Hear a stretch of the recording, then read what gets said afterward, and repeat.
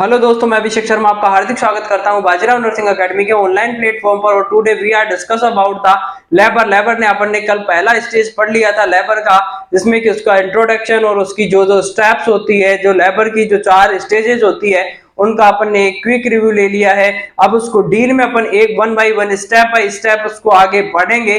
तो उसको पढ़ने से पहले जब अपन थोड़ा सा आपके लिए मोटिवेशन जी कि जब लोग बराबरी नहीं कर पाते तो पैरों नीचे खुदाई करने लगते हैं, और जब वक्त बिगड़ता है तो गूंगे भी बुराई करने लगते हैं। जिसने किया कल दिन गया टल, जिसने कहा परसों बीत गए बरसों, जिसने कहा आज उसने किया राज। तो उस इसीलिए आज का काम आपको अभी करना है, आज का काम आज ही करना है, और आज का काम में भी आज में भी आपको अभी करना है। जिसने अपना स्टार्टिंग कर दिया है, अपने वो नहीं होते जो तस्वीर में साथ हो, अपने वो होते हैं जो तकलीफ में साथ हो। और हमेशा अपनापन दिखाने के लिए आपको उसके साथ हमेशा खड़े रहना है।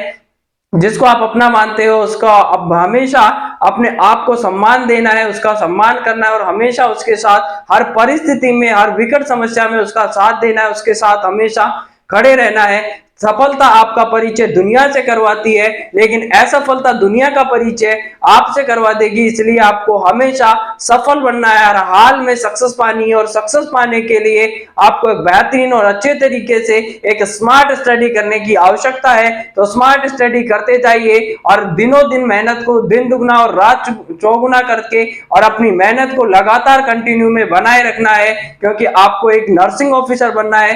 80,000 की सैलरी पाने के लिए अब थोड़ी सी मेहनत तो करनी ही पड़ती है, लेकिन जिसने आज मेहनत कर ली वो दुनिया में कभी भी बाद में मेहनत करने से कभी नहीं घबराएगा। तो मेहनत अब होती है वो मुकद्दर बना जाती है इंसान का, तो मेहनत से और कभी भी नहीं भागना चाहिए, संघर्ष से कभी भी इंसान को नहीं भागना चाहिए। क्योंकि जो इंसान कभी संघर्ष से परिचित नहीं हुआ, इतिहास गवाह है, वो कभी चर्चित नहीं हुआ। जिंदगी हो या व्हाट्सएप, लोग स्टेटस ही देखते हैं। जब भी मिलेंगे लोग आपसे तो आपकी हैसियत नहीं, सॉरी आपकी खैरियत नहीं, आपकी हैसियत पूछते हैं। जिंदगी हो या व्हाट्सएप, लोग स्टेटस ही देखते हैं, और अपने स्टेटस को मेंटेन करने के लिए आपको अपने आप को इस तरीके से जोरदार जुनून के साथ में अपने आप में रगों में आपके खून की जगह आपको अपना जुनून लक्ष्य पाने के लिए जुनून दौड़ाना पड़ेगा। और रिकॉर्ड वही तोड़ते हैं जिनकी रगों में खून नहीं, लक्ष्य पाने के लिए जुनून दौड़ता है। तो अपने लक्ष्य को, अपना जो टारगेट है उसको फिक्स कर लीजिए, और उसे पाने के लिए जितनी हो मेहनत कर दीजिए। क्योंकि आज आपकी जो मेहनत है वो एक ना एक दिन जरूर रंग लाती है। क्योंकि सफलता कभी बेकार नहीं जा मेहनत कभी बेकार नहीं जाएगी, वो आपको हमेशा सफलता दिला कर ही जाएगी। तो अपन कंटिन्यू करते हैं अपने टॉपिक को कि लेबर अपन ने कल देखा था, लेबर की 4 स्टेज देख ली थी। अब लेबर की जो 4 स्टेज देखी थी, फर्स्ट स्टेज थी वो फुल सर्वाइकल, 2 लेबर पेन से लेकर के फुल सर्वाइकल डायलेशन तक होती है। प्राइमरी में बात करें, प्राइमरी पैरा में तो ये 12 से लेकर के 16 घंटे की होती है, जबकि मल्टी पैरा में 6 से लेकर के 8 घंटे की होती है। सेकंड स्टेज आती है इसके बाद में कि फुल सर्वाइकल डायलेशन से लेकर के डिलीवरी ऑफ फीटस और डिलीवरी ऑफ बेबी तक की स्टेज होती है। सेकंड स्टेज होगी, इसे डिलीवरी स्टेज या फीटल डिलीवरी स्टेज के नाम से जानते हैं। इसमें क्या होता है, मल्टी प्राइमरी में बात करें तो 2 से 3 घंटे की देखने को मिलती है, जबकि मल्टी पैरा में ये देखने को मिलेगी 30 से 40 मिनट की होती है। इसके बाद में आती है थर्ड स्टेज। थर्ड स्टेज में क्या होता है कि प्लेसेंटा डिलीवरी होती है, इसे प्लेसेंटल स्टेज या क्रूशियल स्टेज के नाम से जानते हैं। सबसे पहले क्या होगा, फीटस की डिलीवरी से लेकर के प्लेसेंटल डिलीवरी तक का जो समय होता है उसे थर्ड स्टेज के नाम से जाना जाता है। इसमें प्लेसेंटा डिलीवर होती है। ये टोटल प्राइमरी में और प्राइमरी पैरा और मल्टी पैरा दोनों में 15 से 20 मिनट की होती है। तो क्वेश्चन आता है इसमें कि जो लेबर के बाद में प्लेसेंटा डिलीवरी होती है वो विद इन 30 मिनट्स में प्लेसेंटा डिलीवरी हो जाती है, फीटस की डिलीवरी के विद इन 30 मिनट में हो जाती है। और बात करें कि प्लेसेंटल जो सेपरेशन होने के बाद में प्लेसेंटा को एंडोमेट्रियम से सेपरेशन होने के बाद डिलीवर होने में प्लेसेंटा की डिलीवरी में टोटल जो टाइम लगता है वो 15 से 20 मिनट का लगता है, लेकिन डिलीवरी में केवल 5 मिनट में इसकी डिलीवरी हो जाती है। सेपरेशन होने के बाद में विद इन 5 मिनट्स में डिलीवरी हो जाती है। फोर्थ स्टेज होगी जिसे गोल्डन स्टेज के नाम से जानते हैं, और इसमें क्या करते हैं, ऑब्जर्वेशनल स्टेज होती है 1 से 4 घंटे की होती है। इसमें अर्ली जो भी कॉम्प्लिकेशंस होती है उनका पता लगा करके उसका early prompt treatment and early management किया जाता है। तो पूरी जो स्टेजेज है वो अपन ने अच्छे से पढ़ी हुई है कल। अब इसको one by one step by step इसको आगे बढ़ाएंगे। तो फर्स्ट स्टेज की बात करते हैं। यहाँ पर फर्स्ट स्टेज आपने देख ली है कल कहां से कहां तक होती है, तो अब इसको बिना समय गवाए आगे पढ़ना स्टार्ट करते हैं कि ट्रू लेबर पेन से फुल सर्वाइकल डायलेशन तक होगा। फुल सर्वाइकल डायलेशन होता है वो कितने सेंटीमीटर देखने को मिलेगा, फुल सर्वाइकल डायलेशन होता है वो टोटल 10 सेंटीमीटर देखने को मिलता है, जो टोटल इसमें 10 सेंटीमीटर सर्वाइकल डायलेशन होगा। अब फर्स्ट स्टेज की सब स्टेजेस की बात कर लेते हैं कि सब स्टेजेस कौन सी देखने को मिलती है, कौन कौन सी इसकी सब कैटेगरी होती है। जिसके तो 3 सब स्टेजेस होगी, 3 टाइप की होती है। जो फर्स्ट स्टेज होती है उसकी 3 सब स्टेज देखने को मिलेगी, तो ये 3 टाइप्स की होती है। फर्स्ट में आएगी लत लग गई। आपको अगर किसी की लत लग जाती है, जैसे किसी को अपने सोना बाबू की लग जाती है, किसी को पढ़ाई की लग जाती है, तो किसी को नशे की लग जाती है। लेकिन जब भी आप नशा करें, लत लगे, तो ऐसी चीज की लगनी चाहिए जो आपको ऊंचाई तक लेकर के जाए कि जहां तेरी याद ना आए वो तन्हाई किस काम की, जो बिगड़े रिश्ते ना बना दे वो खुदाई किस काम की। बेशक हमें जाना है अपनी मंजिल तक, पर जहां से अपने ना दिखाई दे वो ऊंचाई किस काम की, वो ऊंचाई किस काम की। तो इसको याद रखना है। सब स्टेजेस में 3 आपको याद रखने के लिए एक ट्रिक है, और ट्रिक का नाम है लत लग गई। यानी लत का मतलब हो गया L for latent stage, latent stage. Second number पे आती है active stage, and third number की जो स्टेज होती है उसे ट्रांजिशनल स्टेज, ट्रांजिशनल स्टेज के नाम से जानते हैं। तो फर्स्ट हो गई लेटेंट स्टेज, और लेटेंट स्टेज की बात करें तो ये भाई साहब आपके बिल्कुल एकदम, इसमें सर्वाइकल डायलेशन की बात कर लो तो सर्वाइकल डायलेशन इसमें 0 से 3 सेंटीमीटर होगा। यानी टोटल सर्वाइकल डायलेशन होता है वो 3 सेंटीमीटर देखने को मिलेगा। एक्टिव स्टेज की बात करते हैं, ये सबसे बड़ी होती है इनमें भी। इसमें सर्वाइकल डायलेशन होता है वो 4 से लेकर के 7 सेंटीमीटर, यानी जो टोटल सर्वाइकल डायलेशन होगा यहाँ पर 4 सेंटीमीटर देखने को मिलेगा। जबकि ट्रांजिशनल फेज की बात करें तो उसमें सर्वाइकल डायलेशन होता है वो 8 से लेकर के 10 सेंटीमीटर, यानी टोटल सर्वाइकल डायलेशन होगा 3 सेंटीमीटर देखने को मिलेगा। तो यहाँ पर थोड़ा सा गौर फरमाने की आवश्यकता है। देखिए कि लेटेंट फेज होती है उसमें सर्वाइकल डायलेशन की बात करें तो 0 से 3 सेंटीमीटर, यानी टोटल 3 सेंटीमीटर देखने को मिलेगा। उसके बाद में एक्टिव स्टेज आती है। एक्टिव स्टेज में सर्वाइकल डायलेशन 4 से लेकर 7, यानी 3 तक तो यहां हो गया था। उसके बाद में 4, 5, 6, 7 टोटल 4 सेंटीमीटर देखने को मिला। जबकि ट्रांजिशनल फेज की बात करें तो सर्वाइकल डायलेशन इसमें 8 से लेकर के 10 सेंटीमीटर, यानी टोटल 3 सेंटीमीटर देखने को मिलता है। तो ये पूरी आपकी जो स्टेजेस होती है वो है। इसके बाद में बात कर लेते हैं इसकी स्टेजेस में कि लेटेंट स्टेज को अलग से डील करें। तो अब लेटेंट स्टेज में क्या होता है ये यहां पर लिख लेते हैं पहले। लेटेंट स्टेज, और लेटेंट स्टेज को हिडन स्टेज के नाम से जाना जाता है। इसमें कुछ ज्यादा परिवर्तन देखने को नहीं मिलता है, तो इसीलिए इसे हिडन स्टेज के नाम दे दिया गया है। इसको 0 से लेकर के वही 3 सेंटीमीटर का सर्वाइकल डायलेशन होगा, 0 से 3 centimetre, total 3 centimetre cervical dilation होगा। बात कर लेते हैं इसकी ड्यूरेशन की। तो primary para and multi para, primary para और मल्टी पैरा दोनों में अलग अलग देखने को मिलती है। प्राइमरी पैरा की बात करें तो 8 घंटे की देखने को मिलेगी, जबकि प्राइमरी पैरा में जो स्टेज होती है 8 आवर्स की, यानी 8 आवर्स की देखने को मिलेगी। जबकि मल्टी पैरा में जो स्टेज होती है वो लेटेंट स्टेज वो 4 आवर्स की देखने को मिलती है। तो यहाँ पर समझने की बात है कि जो लेटेंट फेज होती है, हिडन स्टेज 0 से 3 सेंटीमीटर सर्वाइकल डायलेशन होता है, प्राइमरी पैरा में 8 आवर्स की देखने को मिलती है, जबकि मल्टी पैरा में ये 4 आवर्स की देखने को मिलती है। तो टोटल इसमें 3 सेंटीमीटर सर्वाइकल डायलेशन हो गया है।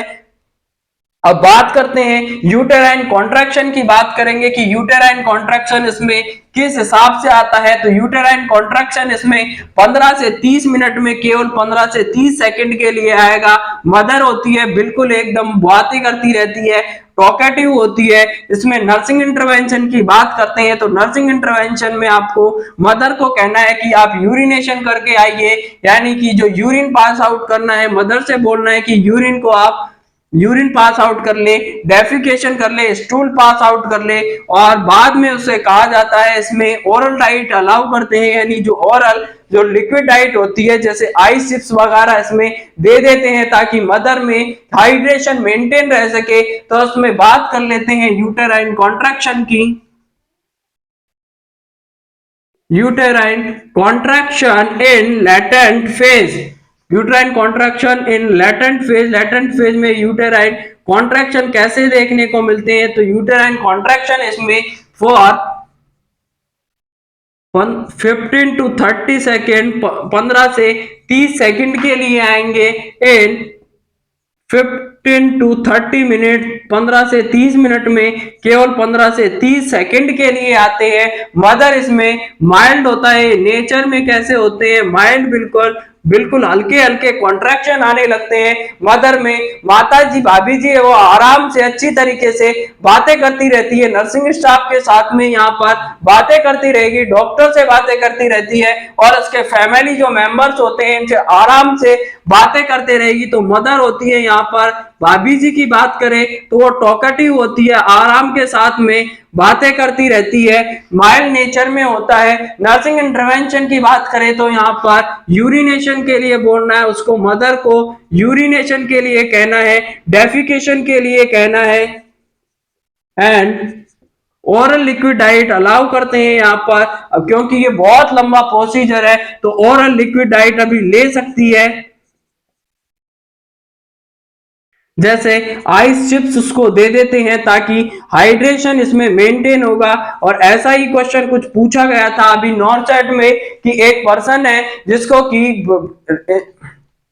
सर्जरी के बाद में आईवी फ्लूइड दिया जा रहा है, तो उसको क्या करेगा, वो क्या करता है जाकर के, वो आईवी फ्लूइड क्या करता है उसकी पेटेंट करता है, यानी आईवी फ्लूइड होगा वो जाकर के हाइड्रेशन को मेंटेन करने का काम करता है। तो फर्स्ट स्टेज का ये पूरा का पूरा आपके सामने रामायण खोल के रख दी है। दूसरे नंबर की बात करते हैं तो इसमें एक्टिव फेज आती है और एक्टिव स्टेज में बहुत कुछ देखने को मिलता है। एक्टिव का मतलब ही होगा, एक तो हो गई ये आपकी हिडन थी, हिडन का मतलब था छुपी हुई थी यानी पैसिव स्टेज थी। एक्टिव की बात करते हैं तो एक्टिव स्टेज होती है बिल्कुल एकदम आपके, इसे प्रिपरेशन फेज के नाम से भी कहा जाता है।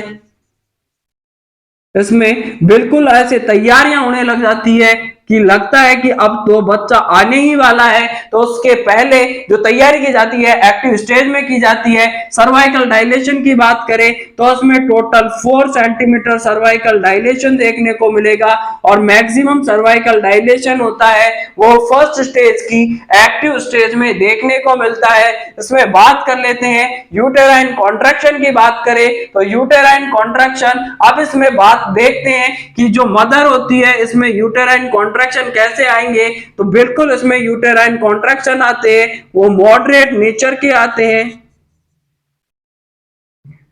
मॉडरेट नेचर होगा इनका, जो नेचर होता है वो मॉडरेट तरीके का होता है, माइल्ड के बाद मॉडरेट होने लग जाएगा। बिल्कुल इसमें यूटेराइन कॉन्ट्रैक्शन की बात करें तो यूटेराइन कॉन्ट्रैक्शन होते हैं वो 30 से 60 सेकंड के लिए आएंगे, 30 to 60 सेकंड के लिए आते हैं। इन फॉर, यहां पर लगा लो फॉर, 30 से 60 सेकंड के लिए आएंगे। इन 3 to 5 मिनट, 3 to 5 मिनट में यानी 3 से 5 मिनट में ही, अब इसके 3 से 5 मिनट में 30 से 60 सेकंड के लिए यूटेराइन कॉन्ट्रैक्शन आने लग जाएगा।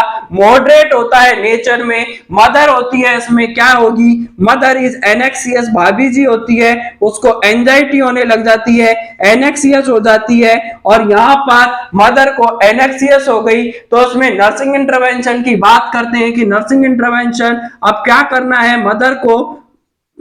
मदर अगर एनेक्सियस हो गई है तो मदर से कहना है कि आपको बिल्कुल किसी तरीके से रेस्ट करना है, इसमें कि बिहेवियर होगा एनेक्सियस हो जाएगा। इसमें ब्रीथिंग टेक्निक दी जाती है, नर्सिंग इंटरवेंशन में फॉलो करेंगे कि ब्रीथिंग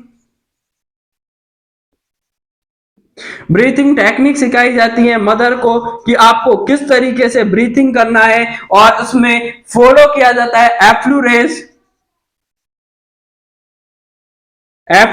और एफ्लूरेज का मतलब होता है light stroking over the abdomen, light stroking over the abdomen, abdomen के ऊपर लाइट स्ट्रोकिंग करती है और लाइट स्ट्रोकिंग करते हैं एब्डोमन के ऊपर, उसे एफ्लूरेज के नाम से जाना जाता है। और ये क्वेश्चन पूछा गया था आरआरबी 2019 के पेपर में कि यहाँ पर एफ्लूरेज का मतलब क्या होता है। तो एफ्लूरेज का मतलब होता है मदर को पुचकारना, मदर के जो शरीर होता है, भाभी जी का जो पेट होता है, एब्डोमेन होता है, उस पर लाइट हाथ से लाइट स्ट्रोकिंग की जाती है ताकि उसको रिलैक्स फील हो और उसे ही एफ्लूरेज के नाम से जानते हैं। तो उसमें मॉडरेट नेचर का होता है, यूट्राइन कॉन्ट्रैक्शन 30 से 60 सेकंड के लिए आएंगे, 3 से 5 मिनट में आते हैं, मदर एनेक्सियस हो जाती है। नर्सिंग इंटरवेंशन में उसको ब्रीथिंग टेक्निक के बारे में बताना है और एफ्लूरेज के बारे में बताना है। Light stroking over the abdomen के ऊपर जो लाइट स्ट्रोकिंग करते हैं उसे ही कहा जाता है एफ्लूरेज। इसके बाद में थर्ड स्टेज की बात करते हैं। थर्ड स्टेज में लत लग गई तो ट्रांजिशनल स्टेज होती है, सर्वाइकल डायलेशन होगा, टोटल इसमें 3 सेंटीमीटर देखने को मिलेगा, 8 से लेकर के 10 तक पहुंच जाता है, यानी 7 सेंटीमीटर तक एक्टिव स्टेज में हो गया। बाकी का बचा हुआ जो 3 सेंटीमीटर का सर्वाइकल डायलेशन है वो ट्रांजिशनल स्टेज में कंप्लीट होता है। तो थर्ड स्टेज आ गई है, third stage transitional stage, transitional stage और ट्रांजिशनल स्टेज को ही नाम दिया गया है। यहाँ पर इसमें सर्वाइकल डायलेशन की बात करते हैं कि सर्वाइकल डायलेशन होगा वो टोटल 3 सेंटीमीटर देखने को मिलता है, 8 से लेकर के 10 तक पहुंचेगा तो टोटल 3 सेंटीमीटर देखने को मिलेगा। मदर होती है यहाँ पर, बिल्कुल ये यूटेराइन कॉन्ट्रैक्शन आएंगे, यूटेराइन कॉन्ट्रैक्शन, यूटेराइन कॉन्ट्रैक्शन की अपन बात करते हैं तो यूटेराइन कॉन्ट्रैक्शन में क्या होगा, बिल्कुल बहुत तगड़े तरीके से कॉन्ट्रैक्शन आते हैं और सीवियर होते हैं नेचर में, यूटेराइन कॉन्ट्रैक्शन होंगे सीवियर होते हैं नेचर में, ये सीवियर देखने को मिलेगा, बहुत भयंकर तरीके का दर्द होता है, ऐसा लगता है कि माता की अब जान जाने वाली है, मदर बिल्कुल आउट ऑफ कंट्रोल हो जाएगी, मदर भाभी जी है इसमें वो आउट ऑफ कंट्रोल हो जाती है, बिल्कुल आपके कंट्रोल के बाहर चली जाती है, क्योंकि यहाँ पर ऐसा लगता है लेबर के दौरान जैसे 100 हड्डियां टूटती है। जब तक का जो जैसा दर्द महसूस होता है तो आप देख लीजिए नालायक बाल को, आपकी माँ ने आपके लिए क्या क्या सहा है। तो आज आपको हमेशा अपनी माँ का सबसे ज्यादा ध्यान रखना है, तो अपनी माँ का रखना है, क्योंकि वो ऐसा बोला जाता है कि जब भी अगर कोई लेडी प्रेग्नेंट होती है और लेबर में उस कंडीशन के दौरान 100 हड्डियों के टूटने जितना दर्द महसूस करती है और उसके बाद में आप नालायक को अपनी बॉडी से बाहर लाती है, नए एनवायरनमेंट में लाती है, लेकिन आने के बाद बच्चा जैसे ही बड़ा होता है अपनी जरूरतें पूरी होती है तो माँ बाप को भूल जाता है, जो कि बहुत बुरी चीज है इसमें। तो आपको हमेशा अपने माँ बाप की खुशी के लिए अपने आप को इस तरीके से उनके सपनों को पूरा करना है हमेशा। तो ट्रांजिशनल स्टेज की बात कर रहे थे अपन, सर्वाइकल डायलेशन 3 सेंटीमीटर का देखने को मिला, यूटेराइन कॉन्ट्रैक्शन सीवियर नेचर का होता है, इसमें बिल्कुल बहुत तेज होगा, मदर आउट ऑफ कंट्रोल हो जाती है। अब यूटेराइन जो कॉन्ट्रैक्शन आते हैं फॉर 45 से 90 सेकंड के लिए आने लग जाएगा, 45 से 90 सेकंड के लिए आता है इन 2 to 3 मिनट, 2 से 3 मिनट में ही, यानी इसमें जो आधा टाइम होगा 2 से 3 मिनट में इसने 40 से लेकर के 90 सेकंड तो 2 से 3 मिनट में कॉन्ट्रैक्शन में चले गए, सॉरी 45 से लेकर के 90 सेकंड तो किसमें चले जाते हैं, कॉन्ट्रैक्शन में चले जाते हैं। तो मदर को इसमें नर्सिंग इंटरवेंशन की बात करें तो उसमें आता है कि मदर को क्या करना है, ब्रीथिंग टेक्निक के बारे में या रिलैक्सेशन के बारे में बताना है कि रिलैक्स होना है, कि रेस्ट करना है बिटवीन द कॉन्ट्रैक्शन। अब कॉन्ट्रैक्शन जैसे ही जाएगा और दूसरा कॉन्ट्रैक्शन आएगा, उसके बीच में जो गैप मिलता है उसमें रेस्ट करना है। तो रेस्ट बिटवीन कॉन्ट्रैक्शन, जैसे जैसे कॉन्ट्रैक्शन जा रहा है उसके बाद नेक्स्ट कॉन्ट्रैक्शन आएगा, उसके बीच में जो टाइम इंटरवल बच रहा है उसमें मदर को बोलना है कि अब इनके बीच में आप रेस्ट करिए और जितना हो उतना अपने आप को मजबूत रखिए। और क्योंकि जहां पर अगर मदर थक जाती है तो वहां पर ऑक्सीटोसिन वगैरह और जो रिस्क होती है वहां पर सिजेरियन सेक्शन की वो बढ़ जाती है और जो एड्स डिलीवरी होती है उनकी रिस्क बढ़ जाती है। तो इसीलिए मदर को आपको बिल्कुल रेस्ट करवाना है। अगर थक जाएगी मदर तो उससे आगे कॉम्प्लिकेशंस हो सकती है लेबर में, तो उसको मदर को हमेशा रेडी रखना है इस चीज के लिए और उसको बोलना है कि रेस्ट करे। आप जब भी आपको बीच में टाइम मिलता है उसके बीच में रेस्ट करनी है। अब ये आपकी जो तीनों स्टेजेस थी वो पूरी हो चुकी है। इसके बाद में अपन बात करते हैं फर्स्ट स्टेज की। 3 स्टेज आपने अच्छी तरीके से डील कर ली है।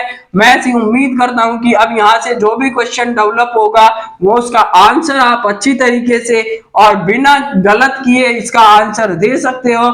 इसके बाद में अपन बात करते हैं कि कौन कौन से चेंजेस देखने को मिलेंगे या इवेंट्स कौन कौन से होते हैं। फर्स्ट स्टेज के इवेंट्स की बात कर लेते हैं। इवेंट्स ऑफ फर्स्ट स्टेज में कौन कौन से इवेंट्स देखने को मिलेंगे, तो उसमें बहुत से इवेंट्स देखने को मिलते हैं। सबसे पहले तो यूटेराइन कॉन्ट्रैक्शन की ही बात कर लो। यूटेराइन कॉन्ट्रैक्शन देखने को मिलता है। दूसरा नंबर पे सर्वाइकल डायलेशन होगा, फर्स्ट स्टेज में ही होता है। सर्वाइकल डायलेशन भी होता है, फर्स्ट स्टेज में देखने को मिलेगा। थर्ड में बात करते हैं यहां पर इफेसमेंट होगा, इफेसमेंट देखने को मिलेगा।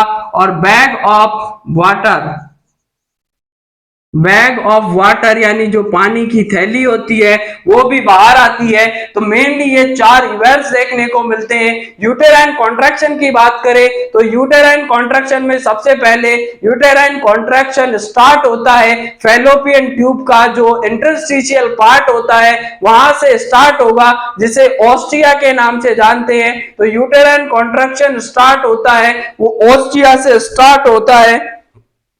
यूटेराइन ऑस्टिया फैलोपियन ट्यूब की यूटेराइन कॉन्ट्रैक्शन की बात करें तो स्टार्ट की बात करें तो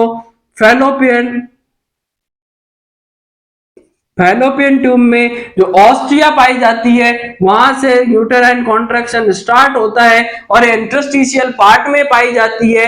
यहां पर क्या होगा, वहां से स्टार्ट होना, कॉन्ट्रैक्शन स्टार्ट होता है और फंगल डोमिनेंस, जैसे फंगल ऐसे ऐसे करके यूट्रस में कॉन्ट्रैक्शन आने लगते हैं। और जब यूट्रस में कॉन्ट्रैक्शन आते हैं तो कॉन्ट्रैक्शन की वजह से जो बेबी होता है या फीटस होता है वो यूट्रस से निकलकर बाहर आने लगता है। तो यूटेराइन कॉन्ट्रैक्शन होते हैं, फैलोपियन ऑस्टिया से स्टार्ट होता है और आगे आने लगता है बेबी। अब बात करते हैं यूट्रस की मसल्स की। तो यूट्रस की जो मसल्स होती है वो जो अपर लॉन्गिट्यूडाइनल मसल्स होती है, अपर सेगमेंट की जो लॉन्गिट्यूडाइनल मसल्स होती है एंड लोअर सेगमेंट होता है उसकी जो मसल्स होती है वो सर्कुलर मसल्स होती है। तो यहाँ पर देखिए जो अपर सेगमेंट की जो मसल्स है ये कौन सी मसल्स है, लॉन्गिट्यूडिनल मसल्स होती है। एंड लोअर सेगमेंट की जो मसल्स होती है वो देखने को मिलती है कौन सी, सर्कुलर मसल्स देखने को मिलेगी। तो यहाँ पर ये अपर सेगमेंट की लॉन्गिट्यूडाइनल मसल्स और लोअर सेगमेंट की जो सर्कुलर मसल्स होती है वो मिलकर के एक बकेट होल्डिंग पैटर्न डेवलप कर लेती है। ऐसे लगता है जैसे बाल्टी पकड़ने का जो स्टाइल है बकेट होल्डिंग पैटर्न के नाम से इसको जानते हैं। ये अपर सेगमेंट हो गया, ये लोअर सेगमेंट है, ये ऊपर वाला अपर सेगमेंट हो गया और नीचे वाला जो सेगमेंट होता है लोअर सेगमेंट है। अपर सेगमेंट की जो मसल्स होती है वो यहां पर लॉन्गिट्यूडनल मसल्स है एंड लोअर सेगमेंट की जो मसल्स होती है वो सर्कुलर मसल्स होती है। ये एक पैटर्न डेवलप कर लेती है जिसे बकेट होल्डिंग पैटर्न के नाम से जानते हैं। यहाँ पर एक रिंग पाई जाती है और इस रिंग को नाम दिया जाता है कॉन्स्ट्रक्शन रिंग होती है। यहाँ पर एक रिंग पाई जाएगी और इस रिंग को नाम दिया जाता है कॉन्स्ट्रक्शन रिंग। कॉन्स्ट्रक्शन रिंग होती है वो टेम्पररी होती है, टेम्पोररी होगी नेचर में, टेम्पोररी होती है। लेकिन अगर कंस्ट्रक्शन रिंग होती है वो परमानेंट हो जाती है तो उसे बैंडल्स रिंग के नाम से जानते हैं। इफ बैंडल्स रिंग का मतलब हो गया बैंडल्स रिंग। और बैंडल रिंग में क्या देखने को मिलेगा, अगर construction ring is permanent, construction ring is permanent, अगर कॉन्स्ट्रक्शन रिंग होती है वो परमानेंट हो जाती है, परमानेंट देखने को मिलती है तो उसे बैंडल्स रिंग के नाम से जानते हैं। अगर बैंडल रिंग होगी तो ये जो कॉन्स्ट्रक्शन रिंग थी वो परमानेंट हो जाती है तो उसे बैंडल रिंग के नाम से जानते हैं। तो ये पूरा इसमें कॉन्ट्रैक्शन हो गया यूटेराइन कॉन्ट्रैक्शन का। अब यूटेराइन कॉन्ट्रैक्शन होता है उसका मेजरमेंट करते हैं। तो यूटेराइन कॉन्ट्रैक्शन के मेजरमेंट की अपन बैंडल रिंग्स हो गई। तो ये पूरा यूटेराइन का जो कॉन्ट्रैक्शन था वो देखने को मिलेगा। इसके बाद में बात करते हैं कि सर्वाइकल डायलेशन में क्या होता है। तो सर्वाइकल डायलेशन में अपन ने पढ़ लिया है कि सर्वाइकल डायलेशन की बात करें तो टोटल यहाँ 10 सेंटीमीटर सर्वाइकल डायलेशन देखने को मिलेगा। 10 सेंटीमीटर होता है टोटल सर्वाइकल डायलेशन देखने को मिलता है। लत लग गई में एल फॉर लेटेंट में होगा 3 सेंटीमीटर, एक्टिव में 4 सेंटीमीटर होता है और मैक्सिमम सर्वाइकल डायलेशन देखने को मिलता है एक्टिव फेज में। फर्स्ट स्टेज की एक्टिव फेज में मैक्सिमम सर्वाइकल डायलेशन देखने को मिलेगा, टोटल 4 सेंटीमीटर होता है। सर्वाइकल डायलेशन का मेजरमेंट करने के लिए फॉर्मूला दिया गया है और फॉर्मूला दिया था इसका फ्राइडमैन ने। तो फॉर्मूला क्या है कि यहाँ पर जो सर्वाइकल डायलेशन देखते हैं तो सर्वाइकल डायलेशन का यहाँ पर फॉर्मूले की बात कर लेते हैं। तो सेंटीमीटर डायलेशन होता है वो सेंटीमीटर पर आवर इसमें देखने को मिलेगा, रेट होती है वो सेंटीमीटर पर आवर देखने को मिलती है। जो सर कैलकुलेशन के लिए सर्वाइकल डायलेशन का फॉर्मूला दिया गया है तो उसमें जो सेंटीमीटर पर आवर देखने को मिलता है इसका फॉर्मूले की बात करते हैं। सर्वाइकल डायलेशन का जो फॉर्मूला दिया था वो फ्राइड सर्वाइकल डायलेशन फॉर्मूला, और ये सर्वाइकल डायलेशन फॉर्मूला दिया था फ्राइडमैन ने दिया था। इसमें क्या होता है कि सर्वाइकल डायलेशन के रेट की बात करते हैं। तो सर्वाइकल डायलेशन का जो रेट होता है, सर्वाइकल डायलेशन की जो रेट होगी वो बिल्कुल सेंटीमीटर पर आवर के हिसाब से देखने को मिलती है, सेंटीमीटर पर आवर देखने को मिलेगी। और primary para and multi para में ये अलग अलग होती है। प्राइमरी पैरा की बात करें तो इसमें 1 सेंटीमीटर पर आवर देखने को मिलेगी, जबकि मल्टी पैरा में बात करें तो 2 सेंटीमीटर पर आवर देखने को मिलती है। इसमें बात कर लेते हैं प्राइमरी पैरा में सर्वाइकल डायलेशन की रेट होती है 1 सेंटीमीटर पर आवर देखने को मिलेगी, जबकि मल्टी पैरा में 2 सेंटीमीटर पर आवर रेट देखने को मिलती है। सेटिस्फैक्ट्री डायलेशन, अब अगर सेटिस्फैक्ट्री की बात करें ये तो नॉर्मल होता है, लेकिन अपन बात करें कि सेटिस्फैक्ट्री इतना नहीं होकर के अगर इतना रह रहा है तो क्या काम चलेगा, सेटिस्फैक्ट्री है या नहीं है। तो सेटिस्फैक्ट्री के लिए प्राइमरी पैरा में सेटिस्फैक्ट्री के लिए प्राइमरी पैरा में 1 सेंटीमीटर पर आवर होना चाहिए, लेकिन बात करें मल्टी पैरा की तो मल्टी पैरा में अगर 1.5 सेंटीमीटर पर आवर भी हो रहा है तो भी काम चला लेंगे, लेकिन नॉर्मल जो देखने को मिलता है वो 2 सेंटीमीटर पर आवर देखने को मिलेगा, एक्टिव स्टेज में मेनली देखने को मिलता है। तो अगर सेटिस्फैक्ट्री की बात करें कि 2 सेंटीमीटर ना होकर के एक 1.5 सेंटीमीटर भी मिल रहा है प्राइम मल्टी पैरा में तो भी अपन काम चला सकते हैं, इससे कम होगा तो वहां पर काम नहीं चल सकता है, तो इसे सेटिस्फैक्ट्री कहेंगे। प्राइमरी पैरा में 1 सेंटीमीटर पर आवर देखने को मिलता है, जबकि मल्टी पैरा में 1.5 सेंटीमीटर पर आवर देखने को मिलेगा। सर्वाइकल डायलेशन को फिंगर या डिजिटल एग्जामिनेशन से भी इसको असेस किया जा सकता है। सर्वाइकल डायलेशन assess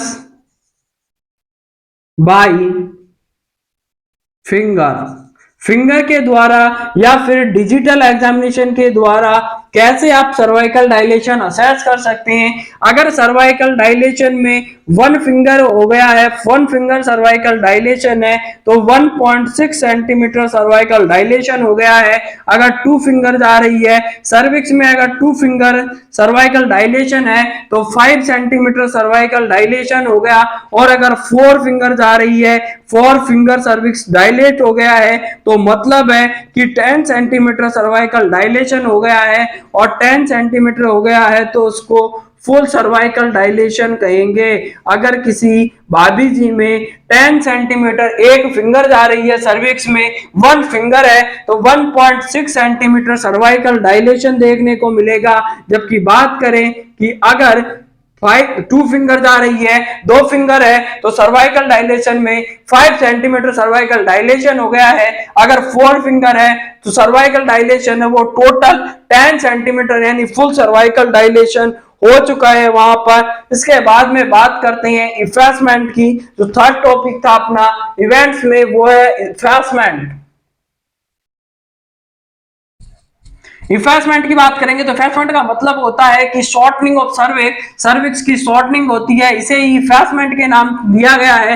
इफेसमेंट का मतलब हो गया कि शॉर्टनिंग ऑफ सर्विक्स या फिर loosening, softening, loosening, taking up and merging with the lower segment, इसे नाम दिया जाता है इफेसमेंट। तो थर्ड जो इसका पॉइंट है इफेसमेंट। इफेसमेंट की बात करते हैं तो इसका जो मेन मीनिंग होता है shortening of cervix. Shortening of cervix की अगर शॉर्टनिंग हो जाती है, सर्विक्स छोटा हो जाता है, सर्विक्स के जो जो बॉर्डर होते हैं upper and ectocervix and endocervix वो दोनों पास पास आ जाते हैं तो उसे इफेसमेंट कहते हैं। अदर डेफिनेशन की बात करें तो सॉफ्टनिंग हो जाएगी, लूजनिंग हो जाएगी, softening, loosening, taking up and merging with the lower segment,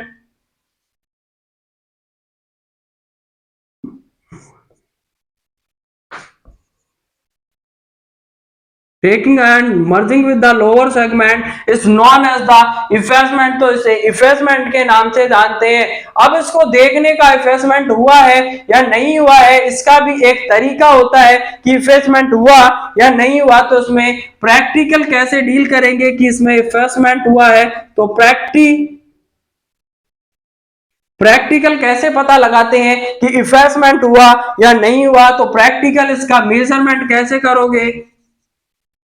practical measurement में देखते हैं, अगर जो सर्विक्स है वो 3 सेंटीमीटर है, इसमें 3 सेंटीमीटर देखने को मिल सकता है, या फिर यहां पर बात करें कि 2.5 सेंटीमीटर है, दोनों सर्वाइकल पोल होते हैं उनके बीच की जो दूरी होती है 2.5 सेंटीमीटर देखने को मिलती है, या आप बात कर सकते हैं 3 सेंटीमीटर या 2.5 सेंटीमीटर है, तो सर्वाइकल इफेसमेंट बिल्कुल नहीं हुआ है, 0% सर्वाइकल इफेसमेंट है। अगर दूरी है वो 1.25 सेंटीमीटर हो गई है यानी आधा इसमें सर्वाइकल डायलेशन देखने को मिलेगा, इसमें सर्वाइकल इफेसमेंट है वो आधा हो चुका है तो 50% इसमें सर्वाइकल इफेसमेंट हो गया। लेकिन अगर बात करें कि 0 सेंटीमीटर हुआ है, दोनों के बीच दोनों पोर है वो आकर के पास पास एक्टो सर्विक्स एंडो सर्विक्स दोनों आकर के चिपक गए हैं, तो उसमें 100% इफेक्टमेंट देखने को मिला। तो टोटल 100% होता है जहां पर जो दोनों पोर थे, ये मान लीजिए ये सर्विक्स था और सर्विक्स के ये दोनों जो पोल है ectocervix and endocervix, तो दोनों आकर के ये नॉर्मल है, इसके बीच की जो दूरी होती है वो टोटल 2.5 सेंटीमीटर देखने को मिलती है। लेकिन अगर यहाँ पर ये की यही दूरी है 2.5 सेंटीमीटर का पहले था वैसा ही अब है, तो इफेक्टमेंट नहीं हुआ है, यानी दोनों के बीच की दूरी कम नहीं हुई है, शॉर्टनिंग नहीं हुई है, तो वो पूरा 2.5 सेंटीमीटर का है, तो ये है वो बिल्कुल नॉर्मल है, 2.5 सेंटीमीटर का ही रह रहा है, तो 0% इफेक्टमेंट हुआ है। यहां पर देखिए ये 2.5 सेंटीमीटर से आकर के केवल 1.25 सेंटीमीटर रह गया है, तो उसमें 50% इफेक्टमेंट देखने को मिला।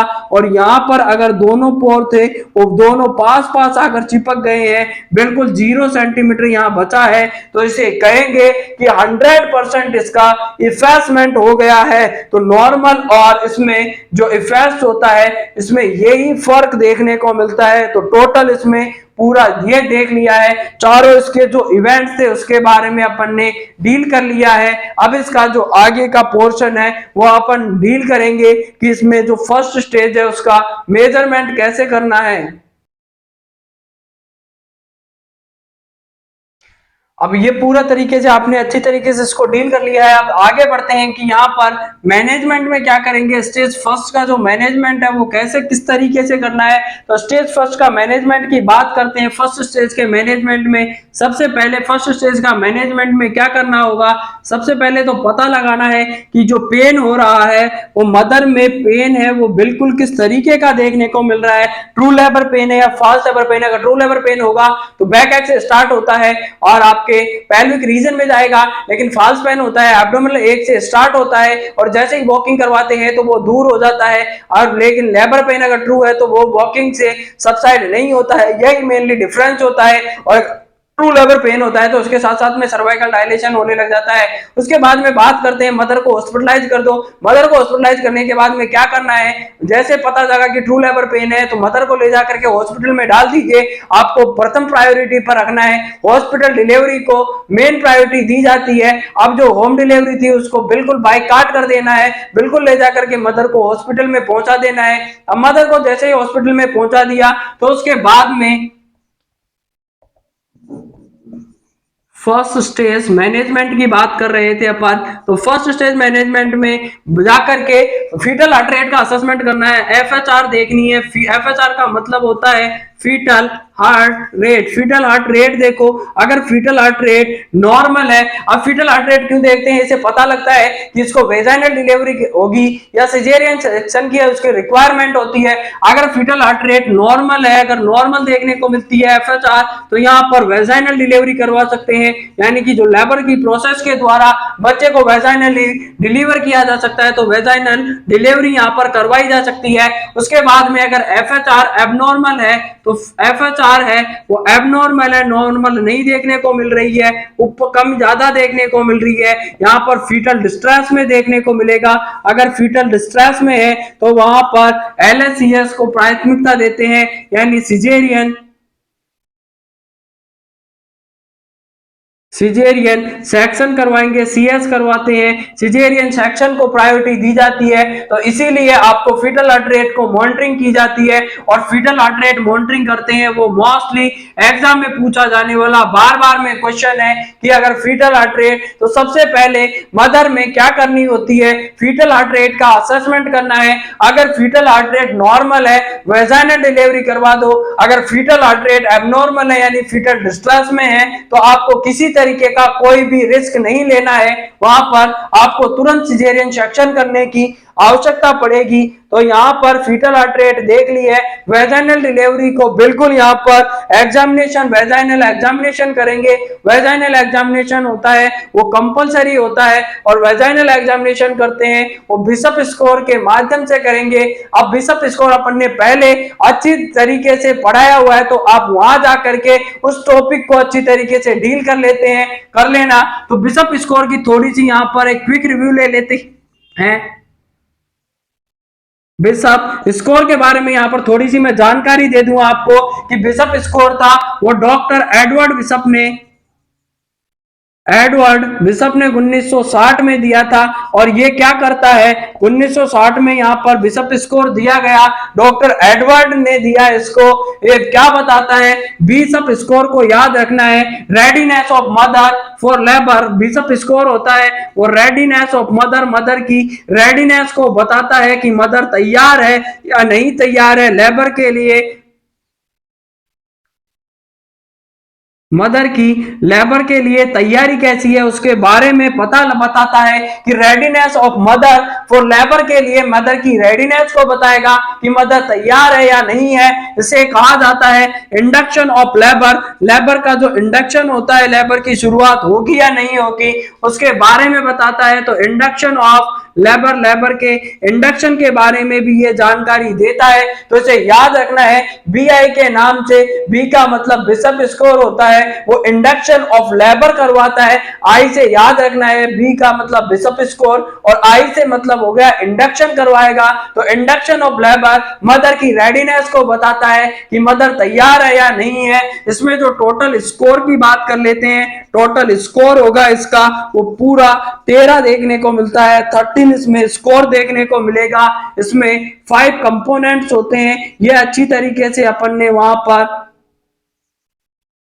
पढ़ा हुआ है। तो कंपोनेंट्स हो गए, 5 कंपोनेंट्स होते हैं, टोटल स्कोर होगा इसका 13 देखने को मिलता है। फीटल जो 5th स्टेशन के नाम से foetal head is also known as foetal head होता है, इसमें उसे 5th स्टेशन के नाम से हेड स्टेशन, यहाँ पर हेड स्टेशन या फीटल हेड होता है। यानी कि फीटल हेड या हेड स्टेशन की बात करें तो 5th फॉर्मूला के नाम से जाना जाता है। Head station is also known as 5th formula. इसे 5th फॉर्मूला के नाम से भी जानते हैं। फीटल हेड का जो फॉर्मूला होता है हेड स्टेशन को also known as the 5th formula, और स्चियल स्पाइन होता है उसे किस नाम से जानते हैं, तो उसमें 5 कंपोनेंट्स की बात कर लेते हैं। 5 कंपोनेंट्स में सर्वाइकल डायलेशन देखने को मिलेगा, सर्वाइकल इफेसमेंट देखने को मिलता है, सर्वाइकल पोजीशन देखने को मिलेगी और सर्वाइकल की कंसिस्टेंसी देखने को मिलती है और हेड स्टेशन देखने को मिलता है। तो टोटल इसमें 5 कंपोनेंट्स होते हैं। अच्छी तरीके से जाकर के आप वहां पर पढ़ लीजिएगा। यहाँ पर हेड स्टेशन की अब इसमें क्विक रिव्यू दे देते हैं इसमें कि बिशप स्कोर में 5 कंपोनेंट देखे अपन ने। सबसे पहले सर्वाइकल डायलेशन देखा, 0, 1, 2 एंड 3 नंबर इसमें दिया जाएगा। 0, 1, 2, 3 नंबर देते हैं। सबसे पहले सर्वाइकल डायलेशन होगा, 0 सेंटीमीटर है, 1 से 2 है, 2 से 3 है या फिर 5 सेंटीमीटर है तो उसके अनुसार इसमें नंबर दिया जाता है। तो अगर सर्वाइकल डायलेशन 0 सेंटीमीटर है 0 नंबर देंगे, 1 से 2 सेंटीमीटर है 1 नंबर देंगे, 2 नंबर देते हैं जब सर्वाइकल डायलेशन 2 से लेकर के 3 से 4 सेंटीमीटर होगा, और 5 नंबर देते हैं जब अगर सर्वाइकल डायलेशन है वो पूरा 5 सेंटीमीटर हो गया है तो उसे 3 नंबर देते हैं। उसके बाद में बात आती है सर्वाइकल पोजीशन की, तो सर्वाइकल पोजीशन में पोस्टीरियर है 0 नंबर देंगे, मिड लाइन पे आ गया 1 नंबर देंगे, और अगर जो सर्वाइकल पोजीशन है वो बिल्कुल एंटीरियर है तो उसे 2 नंबर के दे देते हैं। 3rd नंबर पे जो आता है सर्वाइकल इफेसमेंट की बात करें, अगर बिल्कुल सर्वाइकल इफेसमेंट नहीं हुआ है 3 सेंटीमीटर है तो उसको बिल्कुल देंगे 0 नंबर देंगे।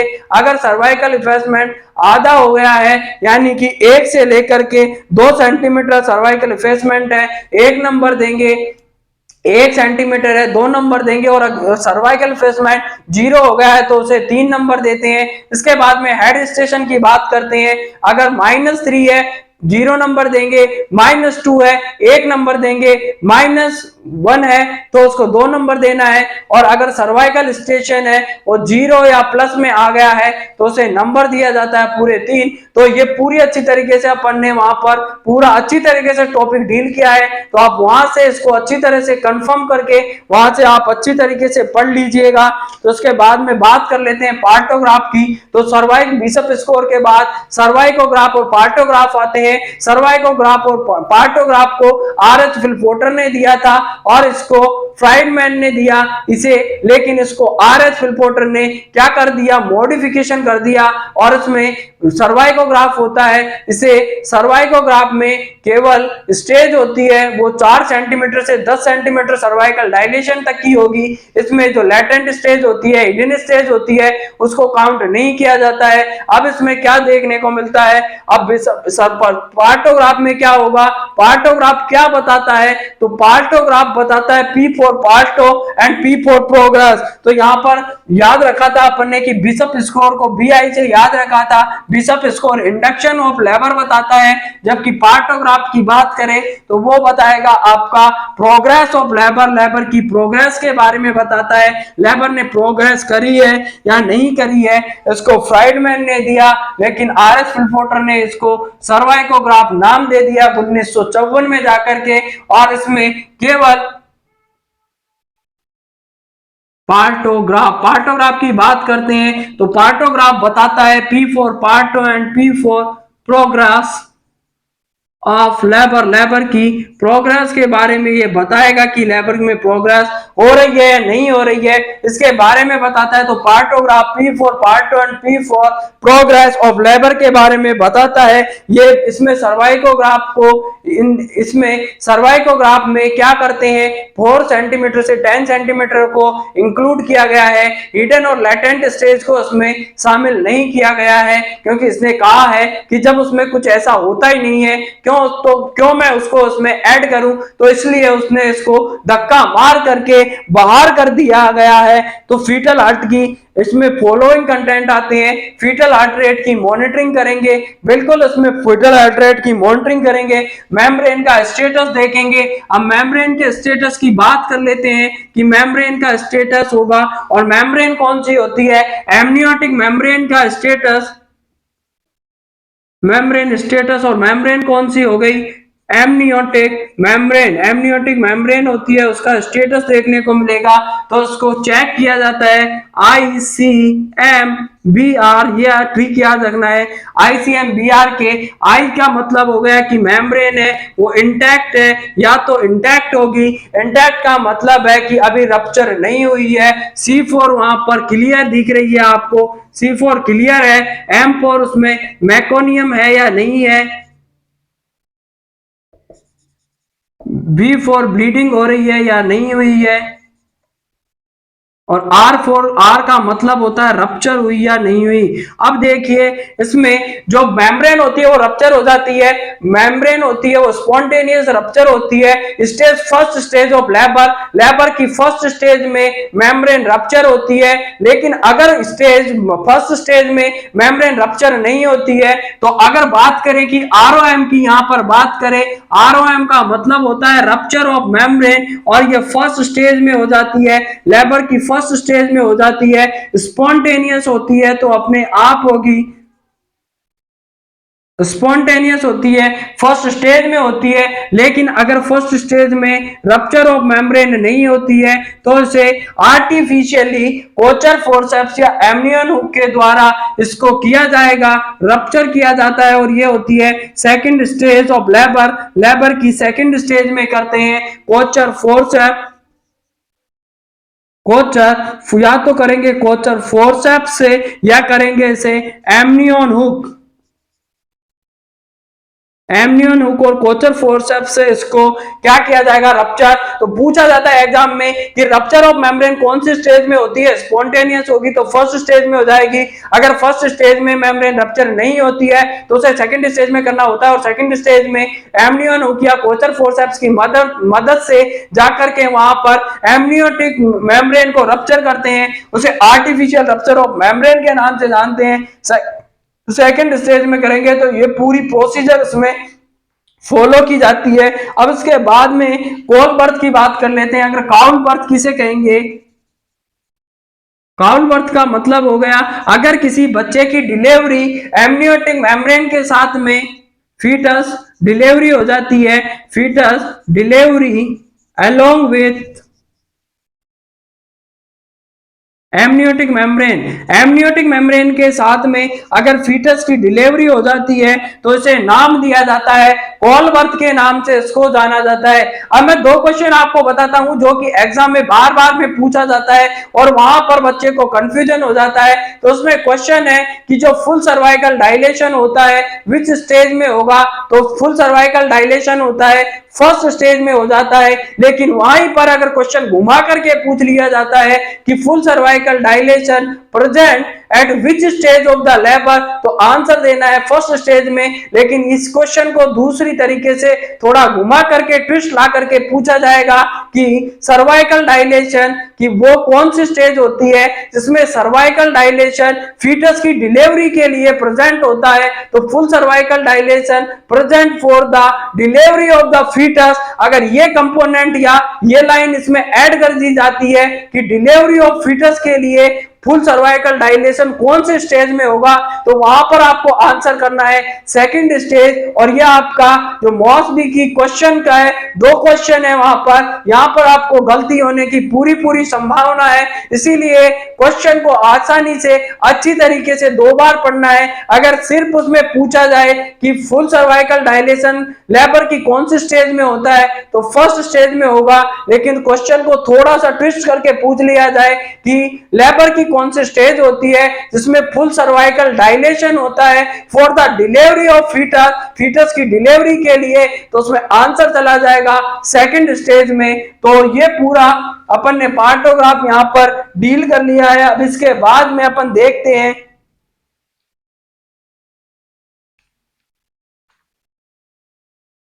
इंटरवेंशंस की बात कर लेते हैं कि मदर में क्या क्या इंटरवेंशंस करना है अपन को। तो मदर में मेनली जो इंटरवेंशन है, अब जैसे ही मदर आई है तो मदर को हॉस्पिटलाइज कर दिया।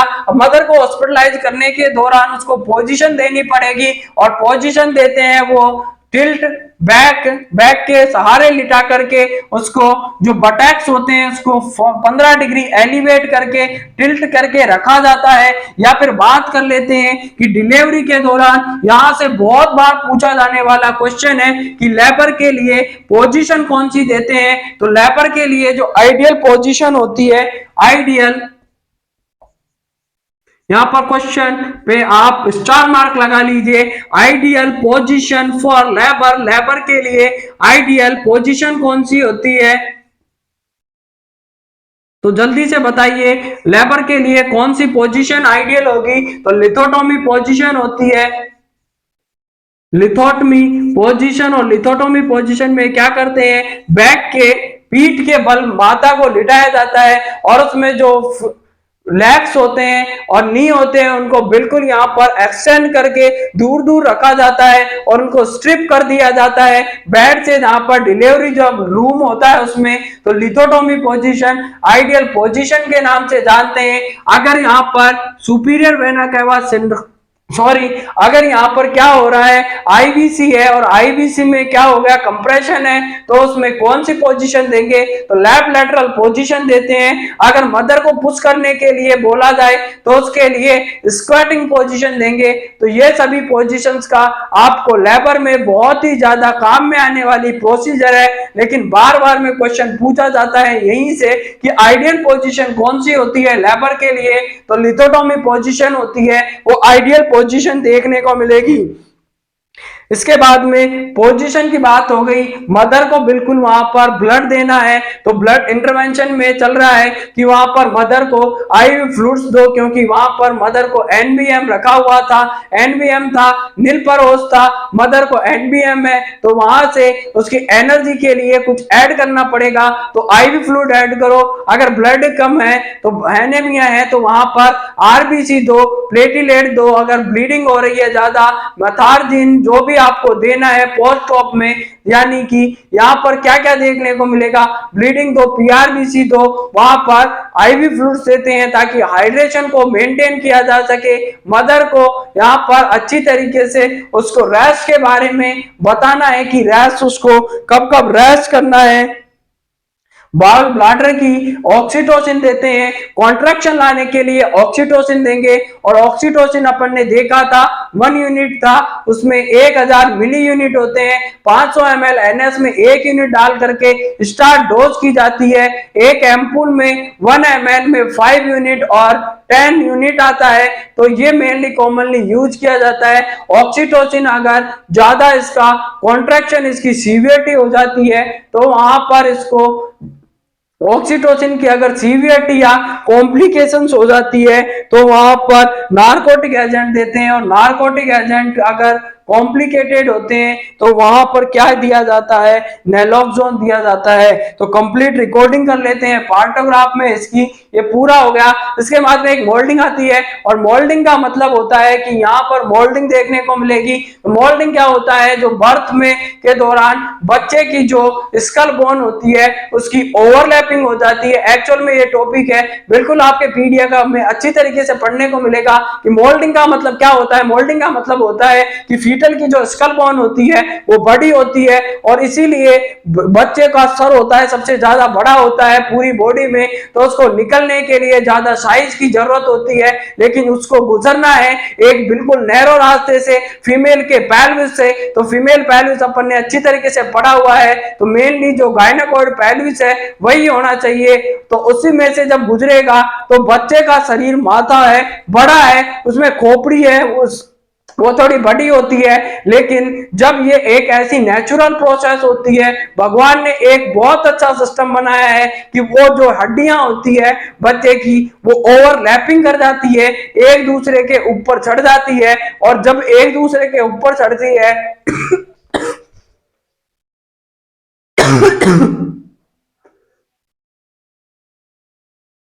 अब इसमें अगर ओवरलैपिंग होती है, ओवरलैपिंग के दौरान क्या देखने को मिलेगा, overlapping of the skull bone during the contraction या फीटल की डिलीवरी के दौरान जो हड्डियां होती है स्कल की वो एक दूसरे के ऊपर चढ़ जाती है, और उसे ही मोल्डिंग के नाम से जानते हैं। मॉडलिंग नहीं है मेरे दोस्तों, नालायक बच्चे कई तो मॉडलिंग के बारे में सोच रहे हैं, मॉडलिंग वो वाली मॉडलिंग नहीं है। ये मॉडलिंग होती है जिसमें कि जो फीटल की जो हेड होता है उसकी जो स्कल बोन होती है उसकी ओवरलैपिंग होकर के एक दूसरे के ऊपर खिसक जाती है ग्लिडिंग मूवमेंट करके, तो इसे कहा जाता है।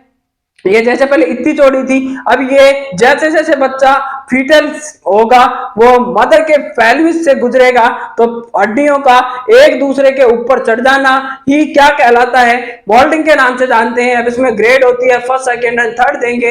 इसमें फर्स्ट में क्या होता है, मोल्डिंग नो ओवरलैपिंग, ओवरलैपिंग नहीं हो रही है, 1 नंबर दे दो। अगर ओवरलैपिंग हो रही है ड्यूरिंग कॉन्ट्रैक्शन आ रहा है, कॉन्ट्रैक्शन के दौरान ओवरलैपिंग हो रही है, बाद में वापस से नॉर्मल शेप में आ रही है, 2 नंबर दे दो। और 3 नंबर तब देंगे या 3rd डिग्री तब कहते हैं जो मोल्डिंग पूरी लेबर प्रोसेस के दौरान ही जो ग्लीडिंग होती रहती है या कॉन्ट्रैक्ट हो जाती है, हड्डियां जो फीटल की जो बोन होती है वो एक दूसरे के ऊपर ओवरलैप कर जाती है पूरी प्रोसेस के दौरान, जब तक कि बच्चा डिलीवर नहीं होता है। तो उस पूरी प्रोसेस में 3 नंबर या 3rd डिग्री देते हैं। तो ये पूरा जो फर्स्ट स्टेज था वो आज कंप्लीट हो गया है। अब नेक्स्ट वीडियो में अपन पढ़ेंगे सेकंड स्टेज। सेकंड स्टेज में क्या क्या होता है, बच्चे की डिलीवरी कैसे कैसे होती है, उसके पूरे जो कार्डिनल मूवमेंट होंगे उनके बारे में पढ़ेंगे, और उसके बाद में अपन 3rd stage and 4th stage को डील करेंगे। तो उसको 1 part, 2nd part, 3rd part and 4th part में थोड़ा थोड़ा करके अच्छी तरीके से इसको पढ़ना है। तो अच्छी तरीके से इसको पढ़ने के लिए कि तूफान में कभी ताश का घर नहीं बनता, बिगड़े से कभी रोना, रोने से कभी बिगड़ा हुआ मुकद्दर नहीं बनता, और जीत का हौसला रखो मेरे यारों, क्योंकि एक जीत से कोई सिकंदर और एक हार से कोई फकीर नहीं बनता, कोई फकीर नहीं बनता। तो अपने अंदर जीत का जुनून का जज्बा जगा करके और जीतने का एक अच्छी तरीके से एहसास भरिए, अपने अंदर वो उमंग लाइए जिससे आप अपने लक्ष्य को जल्दी से जल्दी हासिल कर सके। तो मैं आई होप ऐसी उम्मीद करता हूं कि ये टॉपिक आपको अच्छी तरीके से समझ आया होगा। अगर समझ आया तो लाइक चैनल सब्सक्राइब जरूर करें, बेल आइकन को प्रेस करें और टेलीग्राम चैनल को सब्सक्राइब कर ले। मिलते हैं आपसे बहुत जल्द नए वीडियो में, नए इस टॉपिक को कंटिन्यू करेंगे। तब तक के लिए जय हिंद, जय भारत। लाइक से सब्सक्राइब।